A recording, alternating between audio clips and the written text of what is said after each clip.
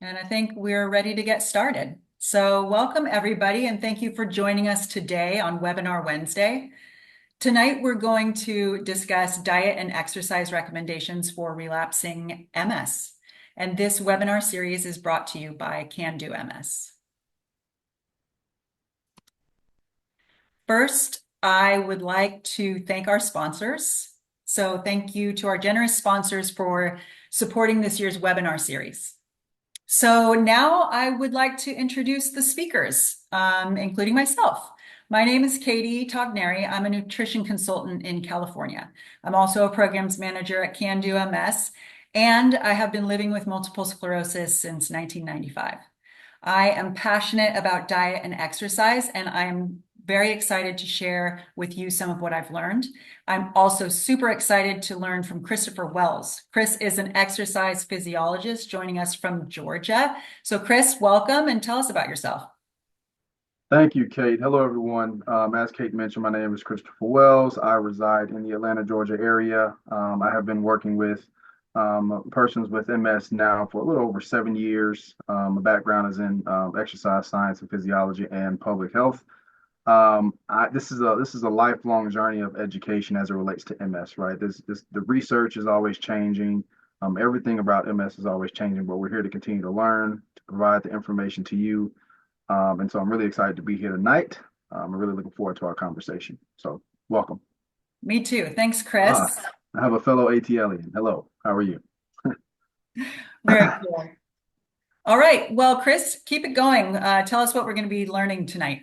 Absolutely. So some of our learning objectives for tonight, we're really going to understand the role of diet and exercise as it relates to health and wellness.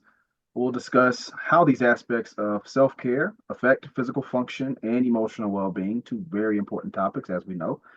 And then ultimately, we're going to learn how to integrate healthy eating and physical activity into your daily life. All three very exciting topics and learning objectives. Truly, the best diet for you is the one you'll stick with. So it's kind of a trick question, but the bottom line is this: there are no magic bullets, and the best diet is the one that you'll stick with. In other words, whether you're successful with keto or the autoimmune protocol, Mediterranean diet, or any of the other diets that are out there, what matters most is not the diet type, but whether you are still on track after a month, then 6 months, and staying on track for a year or two, and then forever is really what promises the best and most lasting results for improved health. This is true for everyone. It's not just for people with MS. So, just remember that if you're trying to make a big dietary change and you feel people won't be on board with you because they don't have MS, this is a healthy choice for everyone, not just for people with MS. But let's talk about why it does matter for people with MS. And, the immune system's job is to protect the body from invading microorganisms like viruses and bacteria. It does this by producing antibodies or white blood cells, and these are called sensitized lymphocytes. Normally, the immune system can't be triggered against the cells of one's own body, but in some cases, immune cells make a mistake and attack the cells they're supposed to protect. This can lead to a wide range of autoimmune diseases, including MS. This is when a person's immune system attacks his or her own tissue. So why does this happen?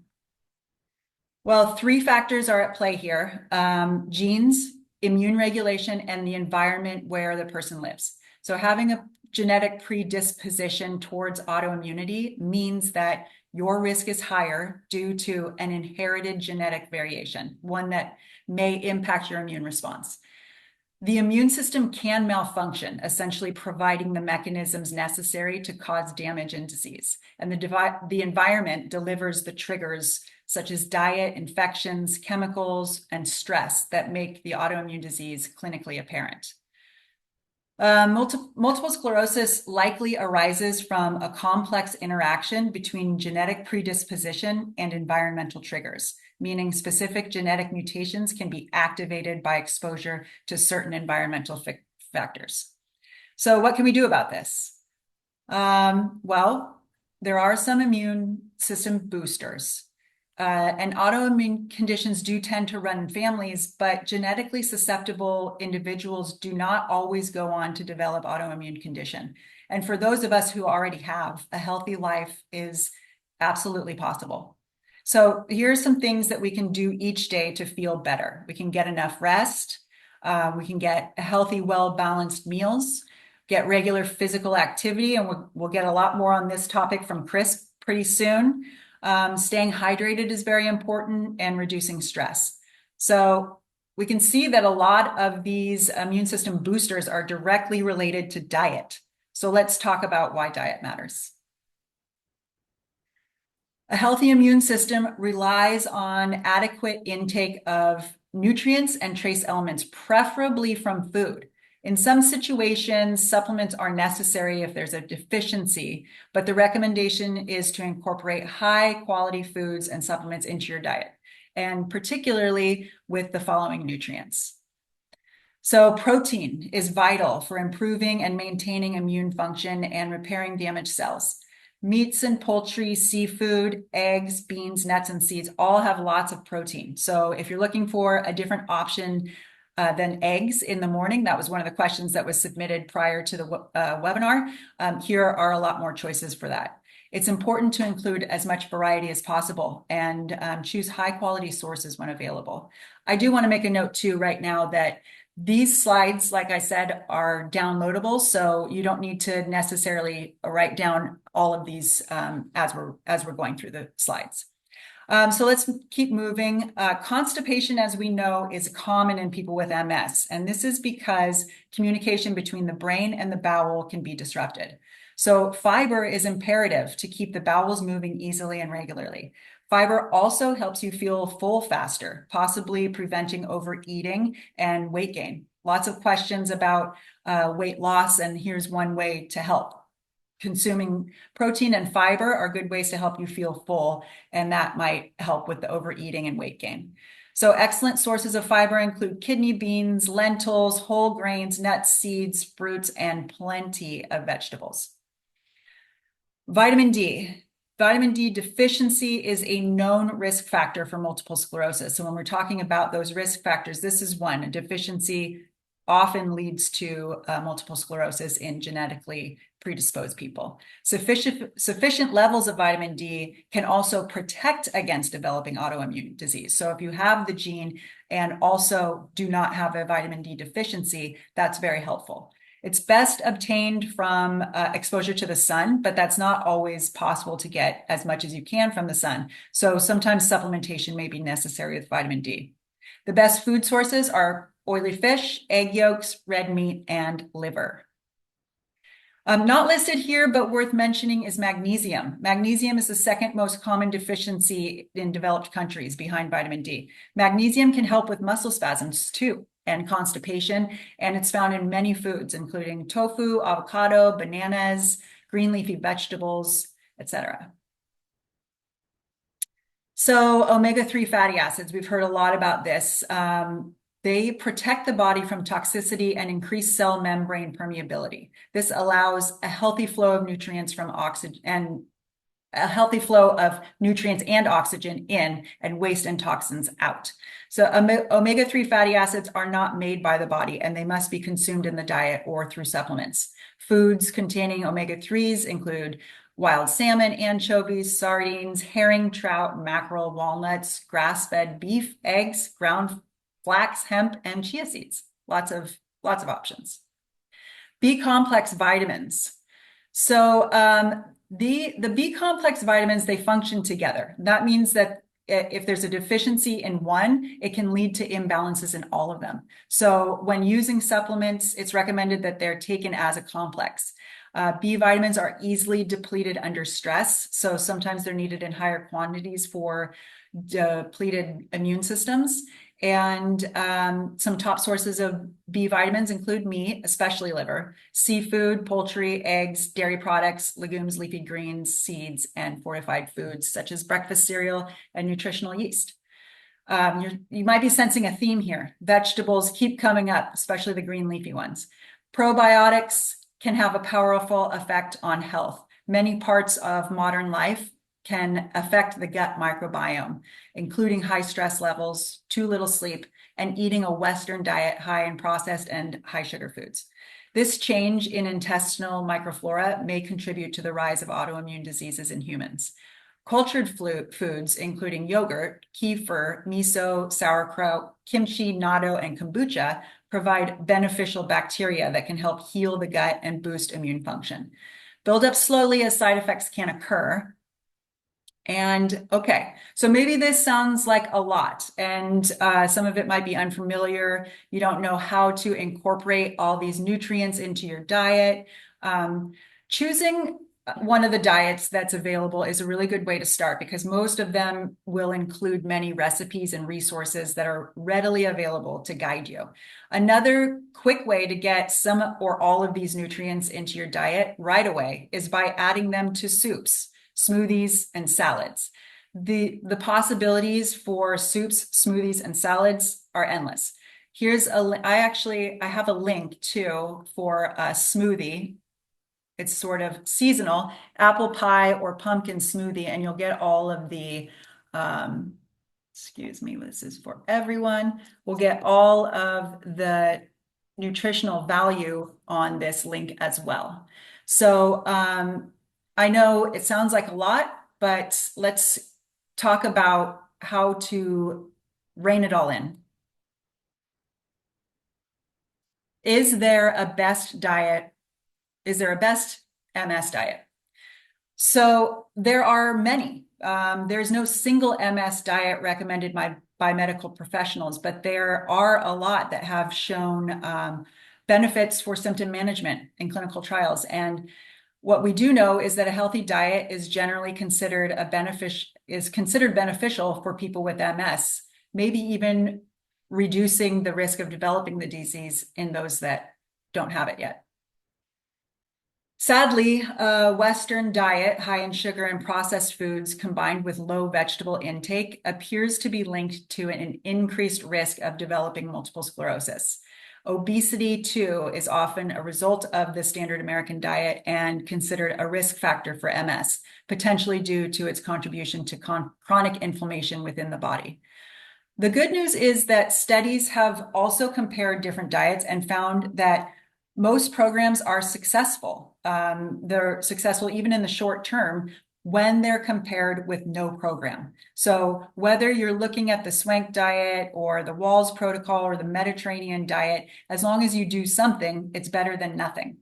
You can see in this table, there are differences between the diets there are very few differences between these diets, but they all emphasize choosing nutrient-dense foods, and the outcomes are very similar.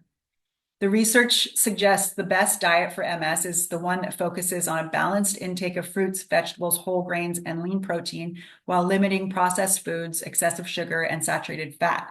In addition to reducing fatigue and weight, eating consistently well over a period of time may improve other MS symptoms, such as bladder and bowel control, and prevent other diet-related health conditions. It may also positively affect mental and emotional health, including memory and concentration.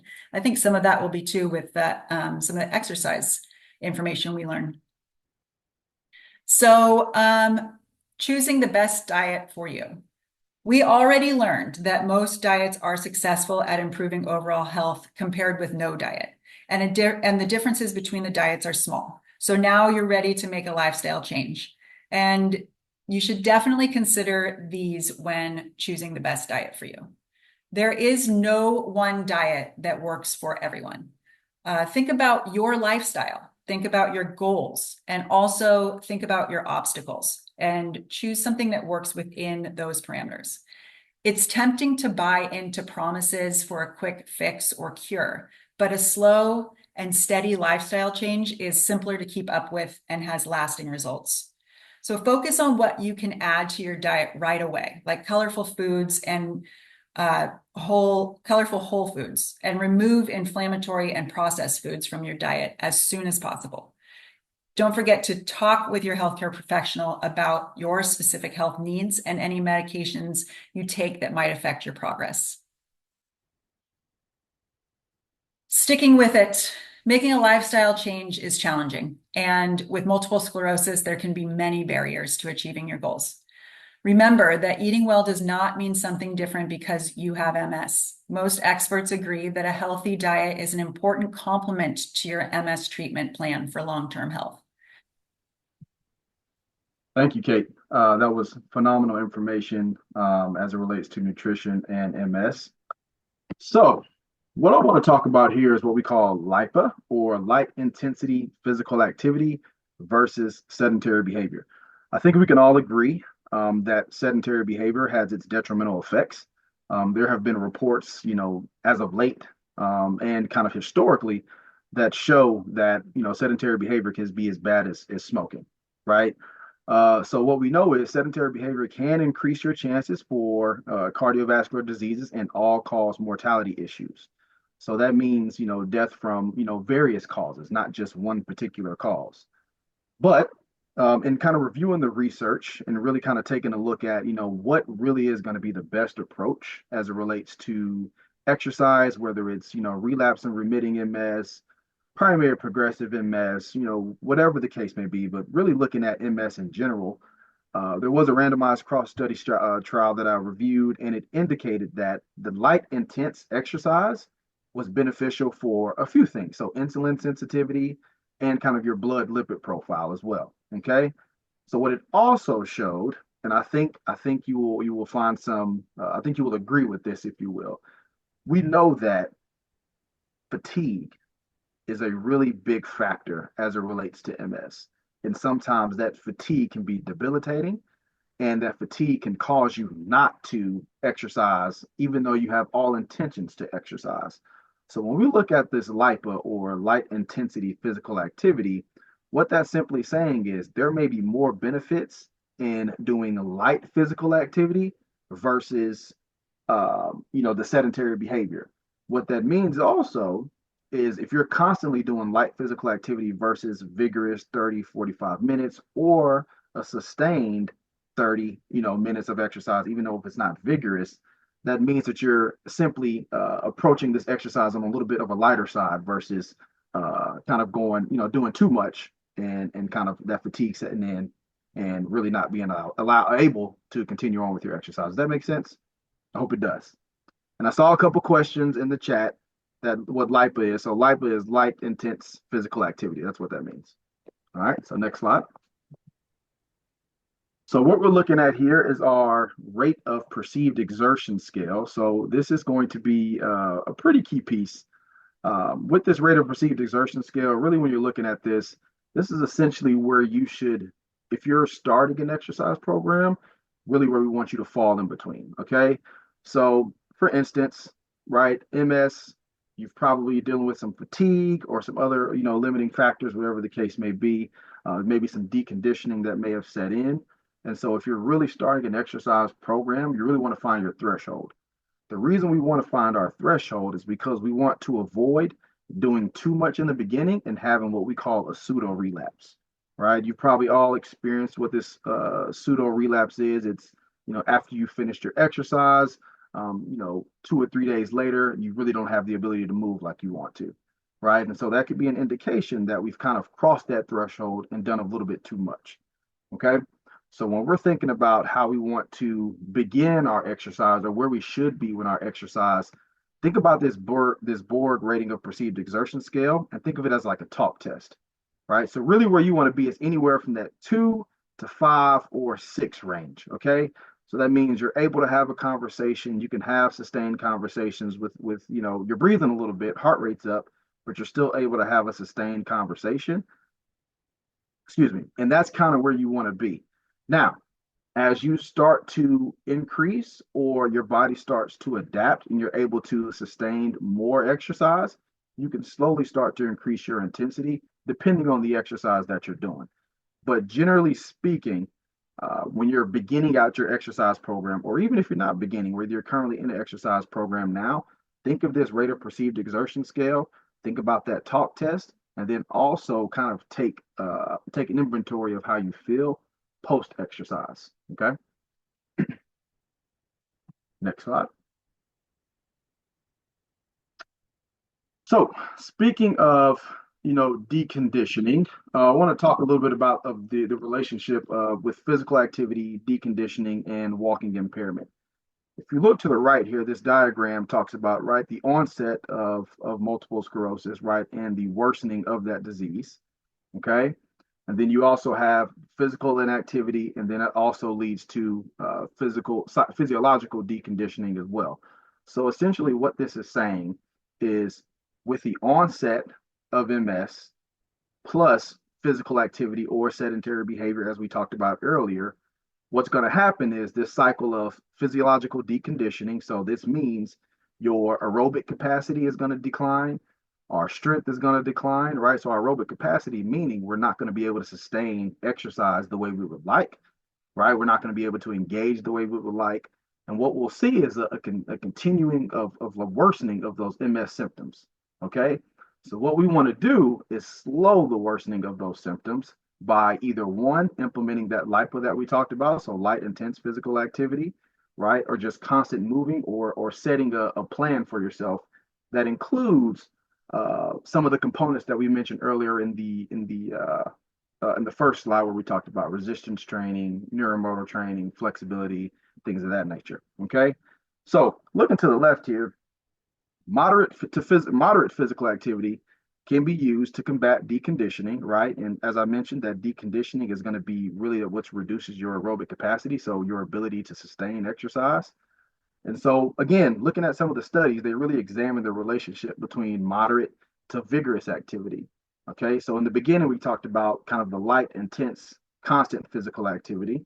Okay, but now we're going to look at what the connection is between moderate and vigorous activity, right? And that connection between improved walking ability and physiological deconditioning.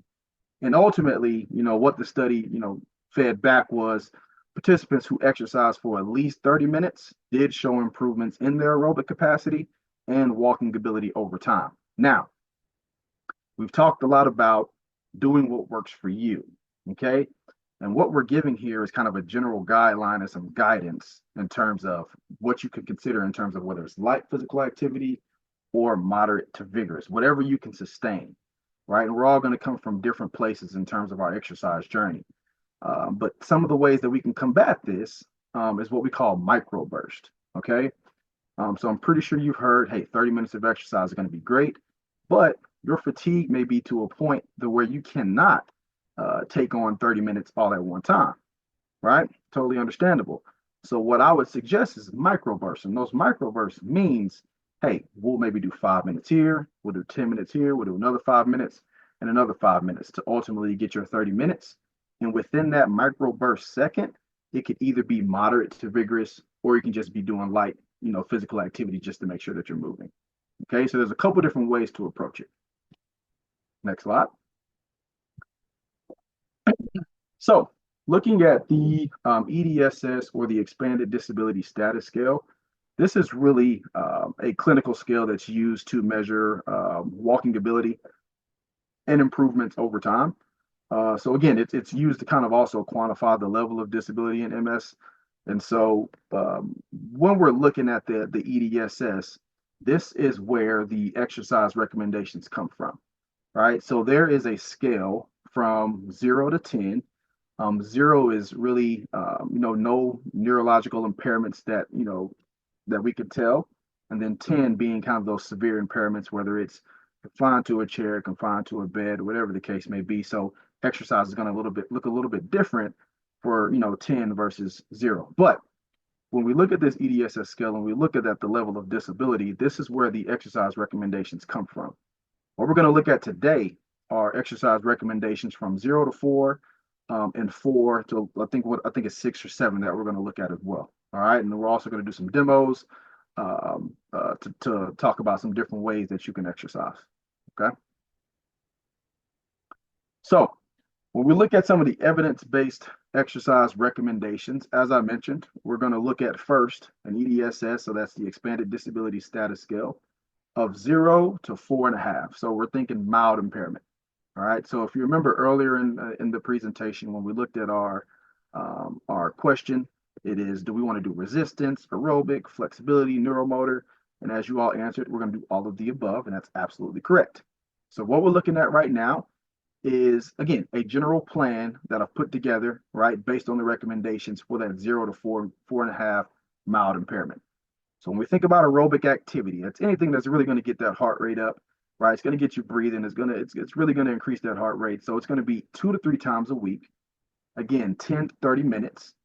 You can use that RPE scale to measure your exercise intensity, but also consider those microbursts. Now, I did see someone in the chat mentioned, can you wear a heart rate monitor and things of that nature? Absolutely, you can.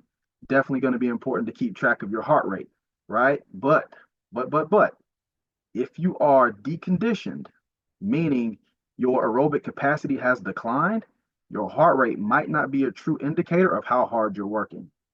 Okay. So, what I mean by that is once you start your exercise, you could very well be at a level 2, which is easy on the RPE scale, but your heart rate could be reading a 140, right? Because we're so deconditioned from, the fatigue and the other MS symptoms that have really affected us or affected you from not being able to exercise. So I would say it'd be healthy to use both options, right? So use that RPE scale, use that heart rate monitor, but then also take inventory of how your body feels the next day over, up to a few days after that exercise. Okay. For exercise in general, we'll go back to that. Yep. For exercise in general, we want to do, 3 to 5 days a week overall, 30 to 40 minutes. Flexibility, that's going to be daily, every single day. All right. 2 to 3 sets of each exercise that you choose. And you want to choose stretches that target the full body. And if you're wondering, what are all these exercises and stretches going to be? I do have a couple of demonstrations that I'm going to do in a little bit. All right.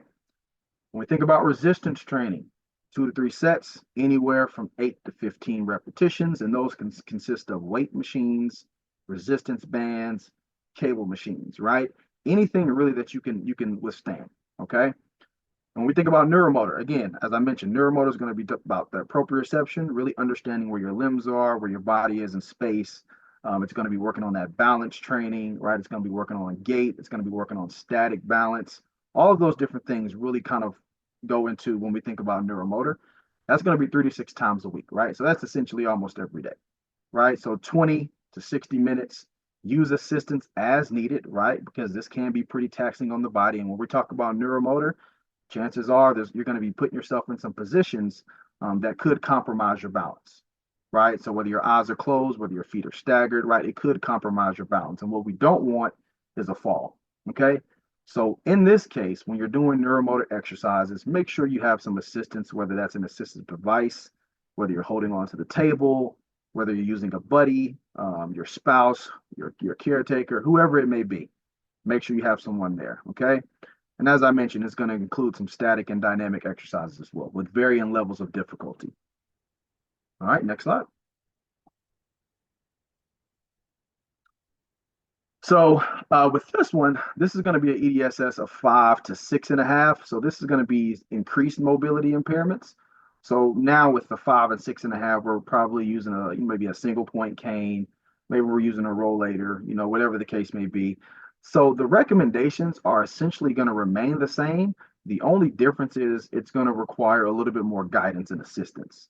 Okay, so that's really the thing. So with this, we may see higher levels of deconditioning. And with that being said, it's going to be very imperative that we really utilize that RPE scale and even, again, that heart rate monitor. I really love that suggestion, using that heart rate monitor and then again taking kind of taking note of how you feel post exercise. Okay. But again, when we're thinking about the increased mobility impairments, your guidelines are going to remain the same, but you're also going to require a little bit more assistance because again, as you go through these different phases of your exercise program, chances are you are going to get a little bit tired, right? So that fatigue is going to kick in, that general muscle soreness is going to kick in. So definitely have someone there with you to help you through these exercises also. All right, next slide.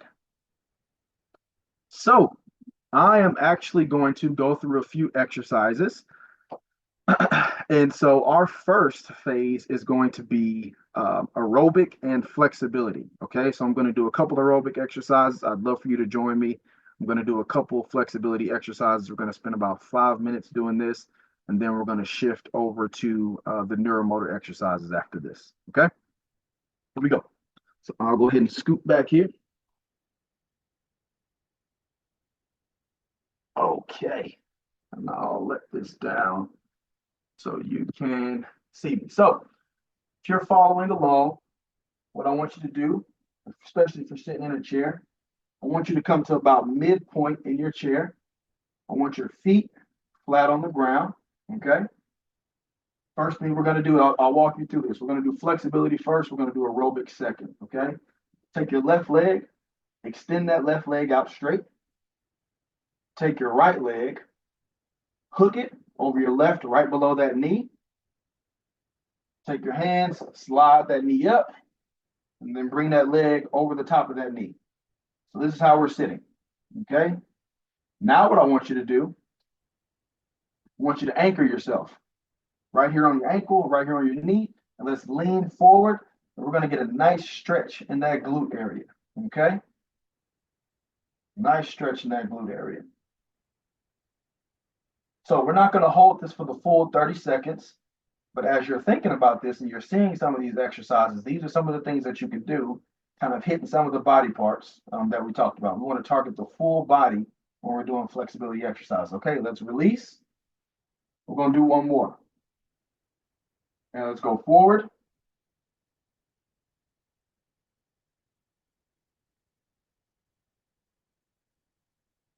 And release. Very good. Okay, so now we're straightening that left leg out. Unhook the right. And let's do the same thing on the right side. So straighten that right leg out. Left leg hooks below the knee. Slide that leg up. Slide the foot above the knee. Anchor yourself. Right on our ankle and our knee here, and let's lean forward on this side. Okay. Very good. And release. And then we'll come here. And let's release this one again. All right. So straighten that leg out and then unhook. Now, because I did see some comments come through about, doing some exercises, whether you're seated or whether you're bound to a bed. So I am going to do a couple stretches lying down on this couch here. Okay. So here's what we're going to do. What I would recommend, if you are someone who is bound to a bed or laying on the bed, you want to have either a resistance band, you want to do this with some assistance, or you can even use a towel. Okay, I don't have a band with me, but if you did, if you're lying down here, you would want to hook that foot, slide that knee up, grab a hold, and pull that knee into your chest. Okay? So again, I don't have a band or a hook, but if you did, you will want to hook it around this middle part of this foot here, pull that knee up, grab a hold of that knee and pull it towards your chest. Okay? Slide that leg out. We would do the same with the other foot. Hook it, pull it in towards you, pull that knee in, and then hold there. And then relax. Okay? And so we'll talk about other ways that you can stretch or move, from a lying position, lying in the bed, or even sitting up in a chair. Okay? So really quick, what I want to do is a quick aerobic exercise, and then we'll go into the neuromotor, all right? I know we're short on time here. Okay? So when we're thinking about aerobic exercise, it can be very simple, right? Very simple. We just want to increase that heart rate. We want to work on increasing our aerobic capacity. Okay, so here's what we're going to do. Really simple. You're going to put your hands up, and we're just going to punch. That's it. We're just going to punch. Okay? Now, what we're going to do is slowly over time, we'll start to increase our speed. Start to increase that speed. Okay? And we'll keep going. Keep moving. Give me about 5 more seconds. Okay? 4, 3, 2, and relax. Okay? One more move that you can do, all right? Who would have thought? Jumping jacks in a seated position. Again, trying to increase that aerobic capacity, trying to get that heart rate up, okay? So we're gonna do jumping jacks from a seated position. There's a couple ways that we can do this. One, we'll do arms and legs at the same time. Two, we'll do arms and one leg. And then three, if we can't get our arms above our shoulders, we'll go here, all right? We'll chicken out to the side. That chicken wing out to the side, okay? So let's do 10 of them. Let's do 10 of them. You ready? Here we go. 1, 3, 4. There you go. Good. 3, 2, 1. And relax. Very good. Very good. So what we did there was a quick demonstration on different ways that you can stretch from a seated position, from a lying position, and then some aerobic exercises, some quick aerobic exercises that you'd incorporate as well. Okay. Okay. So next we're going to look at resistance and neuromotor. I'm not going to do too much on resistance. I'll show you a couple exercises for resistance.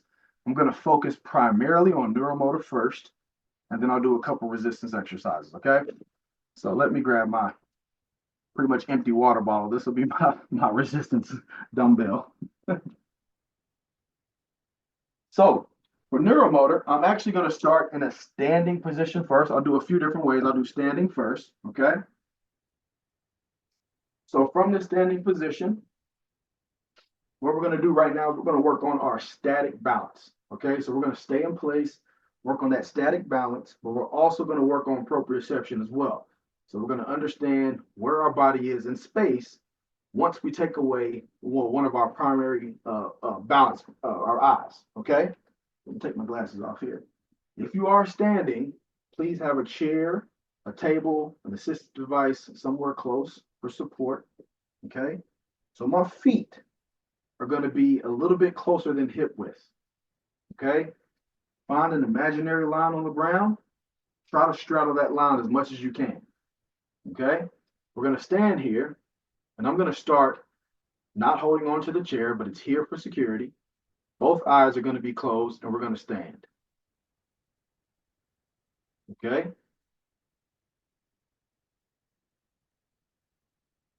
All right, let's open your eyes. Now what we're going to try, we're going to stand here. We're going to close our eyes again, and we're going to work on shifting our weight. All right, because again, as we walk, our weight shifts. Okay, so again, as I talked about, neuromotor is also gait. We work on gait as well. When we gait and when we walk, we shift our weight side to side. So it's very important to work on. So what we're going to do is we're going to shift forward, feel that weight on your toes. We're going to shift back, feel that weight on your heels. We're going to shift our weight to one leg, then we'll shift our weight to another leg. Okay, we're going to do this eyes closed right now. All right, here we go. Close them. And let's shift forward. Feel that weight shift to your toes. Feel that weight shift to your heels. Let's shift to the left. And then we'll shift to the right. And then we'll come back to the center. And then we'll open our eyes. While doing these exercises, I want you to keep that core engaged. One thing I like to do is I say, draw that belly button in towards the spine. Diaphragm, push down on the core, keep it engaged. Okay, core is engaged. Very good. Now, we'll look at a few resistance exercises that you can do, and then we'll wrap up here. Few resistance exercises that you can do. Okay, so if you have a water bottle, or if you have a weight, whether it's a 1 or 2 pound weight, you can put that in your hand. Okay, and all we'll do is we'll go above our head here, and we'll do a press. All right, so this can be your resistance exercise right here. Okay, work those shoulders. You can do this on both sides of the body. Okay, both sides. If you have a resistance band, great. And I actually do have a resistance band, so I can show you what we can do with our resistance band. Okay, so we can do over the head presses here. If you do have a band, all right, Band like this will do. Wrap it around your hands.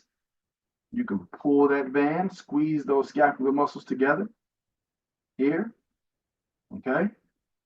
Squeeze them here. You can pull the band, muscles are engaged, and you can do a chest press. Okay.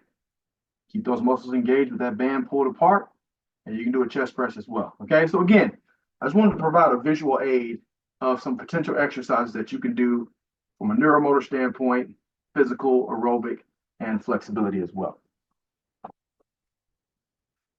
All right.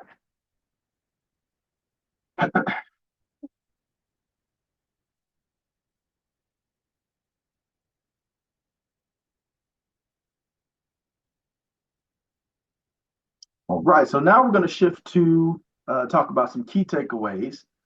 And some of the key takeaways is, again, moderate physical activity versus sedentary behavior can improve walking ability and aerobic capacity. In that same breath, that moderate to vigorous, depending on where you are, the level of conditioning or deconditioning in your aerobic capacity, what you can withstand, could also be beneficial as well, but it could be done in microbursts. So it doesn't all have to be done at one time. Thanks, Chris. Great. Mhm. Those were great demos. I'll jump in with a key takeaway here and just remind everybody that most diets are successful even in the short term compared with no diet. So prioritize adding nutrient-rich foods to your meals to see immediate positive changes right away. And light intensity or LIPA, as I also quoted it, can be beneficial for managing fatigue. And remember that light physical activity is continuous physical activity, but it's very light, it's very easy, but it's continuous. That will or will be in place to kind of combat that fatigue that you're dealing with. And again, even if it's in the case where the fatigue is debilitating and you're not able to move, just consider those microbursts, whether it's 5 minutes, 10 minutes, whatever the case may be. Make sure we get it done. And I think that really the message is that the bottom line is that the best diet and exercise plan is the one that you can consistently follow long term. Absolutely. So what works for one person may not work for another, as we've talked about. So choose a plan that fits your lifestyle. I often said, if you're developing goals and you're developing SMART goals, choose your right now goal and build on that goal to where you want to be in the future. Okay? Small steps lead to big change. Yes. All right. Well, we have reached the Q&A section of the webinar, and we do have a lot of great questions, so we'll get to that. I just want to do a quick reminder here. We truly appreciate all of you who are joining us to complete the survey that will pop up on your screen at the conclusion of this webinar. We do really read everything that comes through, and it does help shape what we do in the future. So, but first, let's get to some of your questions. Lots of great questions came in, Chris. Let me throw some at you that Okay. submitted prior to the webinar, and then we'll get to some that were submitted tonight. So, Chris, what if you're not able to exercise? What can you do to stay together? Yeah, absolutely. So there's a couple things that you're going to be able to do. And again, I would use the word exercise very lightly, if you will. So if you're unable to actually move, whether if it's on land, I would suggest going into the water, right? And you don't have to do anything when you get into the water. You can simply float when you're in the water. So if you have access or someone can drive you to a nearby facility, I would suggest maybe some floating in the water as well. I think it'd be very beneficial in terms of some movement. And what I've seen, even with patients that I've worked with MS, is while over land, dealing with gravity, it's very difficult to move. When you're in the water, there are things that you can do that you just can't do over land. But the hope is over time that there'll be a translation between over in water and over land. So I would say get into some water, float around, let it soak on your joints a little bit, but I think that'll be very beneficial for you.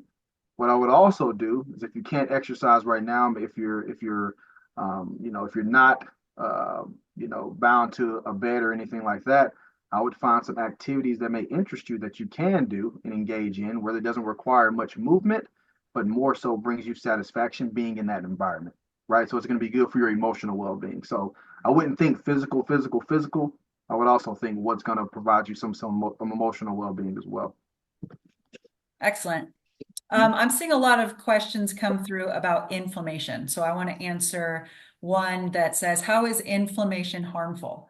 Um, you know, inflammation is it's kind of a buzzword right now, and it can be very confusing because actually, inflammation can be good or it can be bad. It sort of depends on the situation.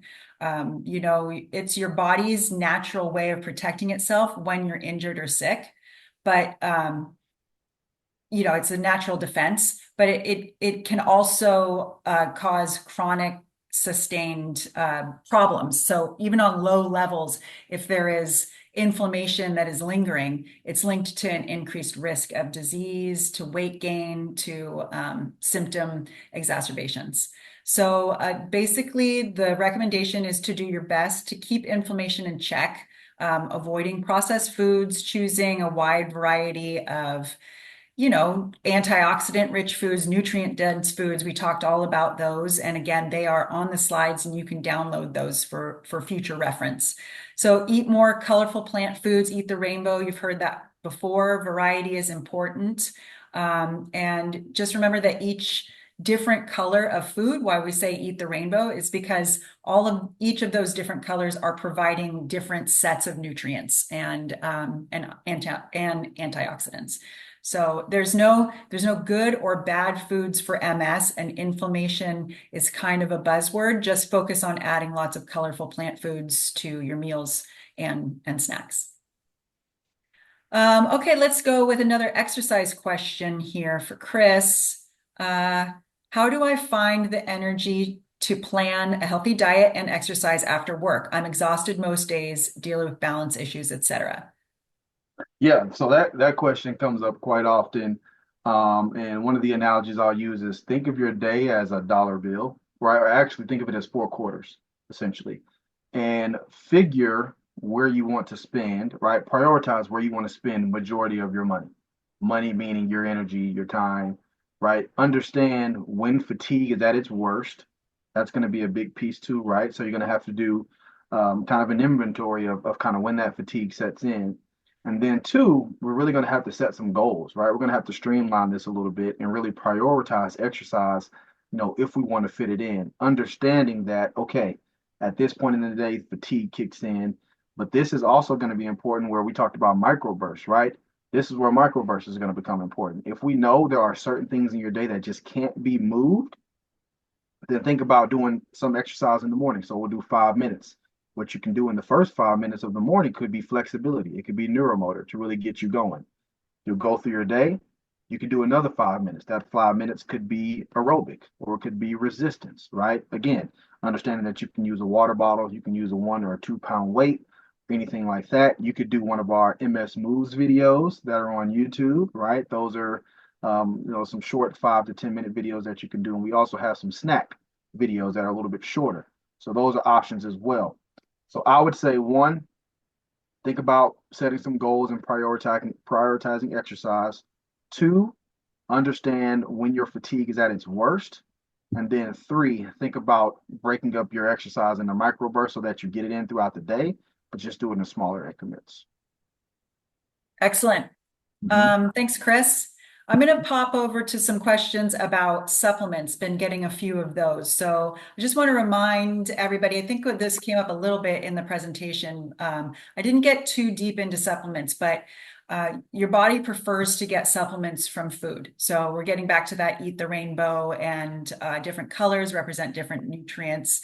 But you do want to use supplements to correct any deficiencies. So we talked a little bit about vitamin D deficiency and magnesium deficiency, and oftentimes B vitamin deficiencies. So these are all deficiencies that you can have tested. You can go to your doctor and ask for your levels to be tested, because you also don't want to have the opposite problem where you're getting too much of those vitamins. So you do want to work with your healthcare team to identify deficiencies, and then you can begin supplements as needed under a doctor's care to get those levels back up. Some relatively safe supplements to consider would be fish oil, vitamin D, although again, that's easy to test, so might as well test for a level before you start taking it. Multivitamins can sometimes be helpful and fill in any holes where you are not getting enough of those nutrients in your diet. Magnesium is another great one, as we said, helping with muscle spasms and also constipation. So just make sure to read the labels carefully, and don't forget that some of these will interact with medications. So just to be safe, pass all of them by your doctor. Kate, really quick, I did see one comment come in that I've seen come up quite a bit is on vibration plates. I particularly like vibration plates. When I've used them and when I've seen them used, it's really for breaking up some of the spasticity, some of the tone, hypertone that are in the legs. So I would say it's best to use for that. So, in that case, I would say my opinion is, if you have access to a vibration plate, certainly take advantage of it. It could be a very useful tool. One more thing about supplements, since I was just on that topic, don't forget that they can get expensive really quick. So again, best from food and best to work with your doctors before you go and spend $1 million on things that may or may not be making a difference. Anything else? All right. Well, I'm going to pop these slides back up one more time as we are signing off. I just want to say that we are out of time tonight, but we do hope that you'll stay connected. Follow Can Do on social media for all updates on programs, resources, MS News. You can also subscribe to the monthly e-news series by visiting our website. That's cando-ms.org. So stay connected. One more time, just want to thank our sponsors. So thank you for supporting the webinar series.